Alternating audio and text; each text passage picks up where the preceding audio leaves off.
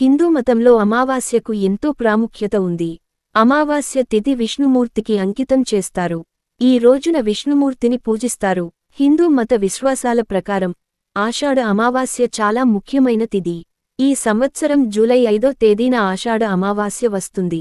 ఆషాఢ అమావాస్య రోజున ఎట్టి పరిస్థితుల్లోనూ ఆలస్యంగా నిద్ర లేవకూడదు.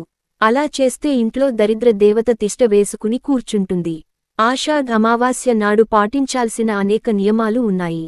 ఈ అమావాస్య రోజున మనం చేసే పనుల్లో తగిన జాగ్రత్తలు తీసుకుంటే మన ఇంట్లో ఉన్న దరిద్రదేవతని ఇంటి నుంచి తరిమేసి లక్ష్మీదేవిని ఆహ్వానించవచ్చు. అమావాస్య రోజున ఖచ్చితంగా తలస్నానం చేయాలి. ఈ రోజున తలస్నానం చేయకపోతే దరిద్రం వెంటాడుతుంది. అందుకే అమావాస్య రోజున తలస్నానం ఖచ్చితంగా చేయాలి. ఈ రోజున తలకు నూనె అస్సలు రాసుకోకూడదు. ఈ అమావాస్య రోజున మీ పూజ గదిలో లక్ష్మీదేవి ఫోటో ముందు ఒక తమలపాకు ఉంచి దానిమీద మట్టి ప్రమిద పెట్టి 5 వత్తులతో దీపారాధన చేయాలి. అలా ఈ దీపాన్ని లక్ష్మీదేవి పటం ముందు ఎవరు వెలిగిస్తారో అలాంటి వారికి అష్టదరిద్రలు పోయి అష్ట ఐశ్వర్యాలు లభిస్తాయి. పౌరాణిక గ్రంథాల ప్రకారం ఈ అమావాస్య నాడు పూజలు మరియు ఉపవాసం చేయడం వల్ల పాపాలను నశిస్తాయి. ఈశాన్య మూలను భగవంతుని స్థలంగా భావిస్తారు. కాబట్టి మీ ఇంటి ఈశాన్య మూలలో ఆవు నెయ్యితో దీపాన్ని వెలిగించండి. అమావాస్య రోజున ఈశాన్యం దిక్కులో దీపం వెలిగిస్తే లక్ష్మీదేవి మీ ఇంట్లోకి అడుగుపెడుతుంది. ఈ అమావాస్య రోజున మీ ఇంట్లో చీమలు కనిపిస్తే కొంచెం పంచదారను చీమలకు ఆహారంగా వేయండి. ఇలా చేయడం వలన మీ పూర్వీకుల ఆశీర్వాదాలను పొందవచ్చు. వారి ఆశీస్సులతో మన కోరిన కోరికలు నెరవేరుతాయి. ఈ రోజుల్లో చాలా మంది తమ కాళ్లకు నల్ల దారాన్ని కట్టుకుంటున్నారు. అయితే మరీ ముఖ్యంగా అమావాస్య రోజున ఇంట్లో ఉన్న ప్రతి ఒక్కరూ తమ కాళ్లకు నల్ల దారం కట్టుకుంటే చాలా మంచిది. కాళ్లకు నల్ల దారం కట్టుకోవడం వల్ల మీపై నరదృష్టి తగలదు. అలాగే ఆర్థిక కష్టాలు ఉండవు. ఆడవాళ్లు అయితే తమ ఎడమ కాలికి నల్ల దారాన్ని కట్టుకోవాలి.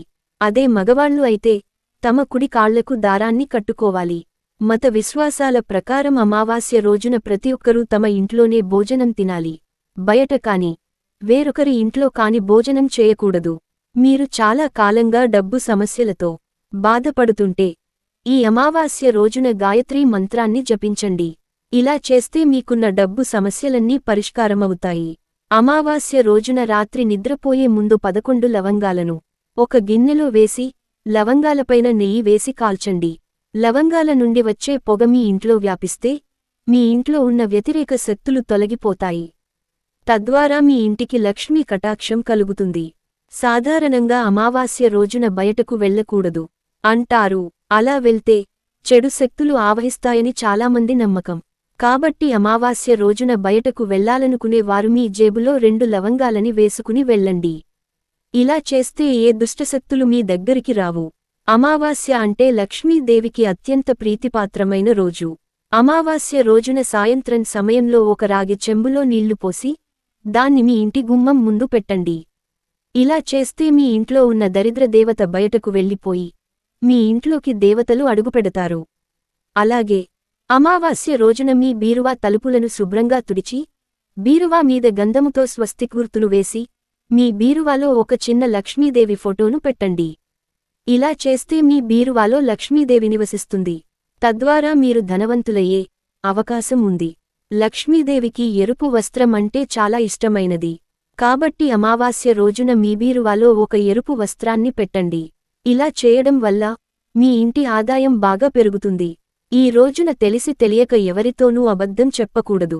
ఈ రోజున ఎవరికైనా మీరు అబద్ధం చెబితే మీ జీవితంలో ఏలినాటి శని వెంటాడుతుంది.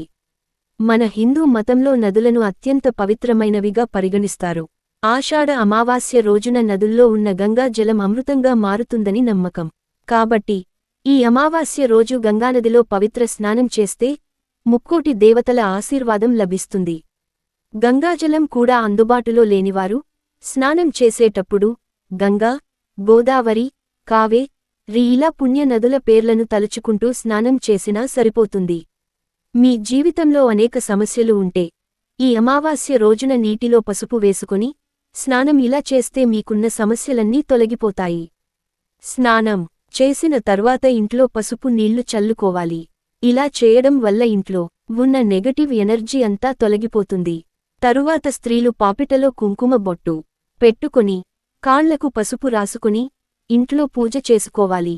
కాబట్టి ఈ ఆషాఢ అమావాస్య రోజున ఉదయాన్నే నిద్రలేచి గంగా స్నానం చేయాలి.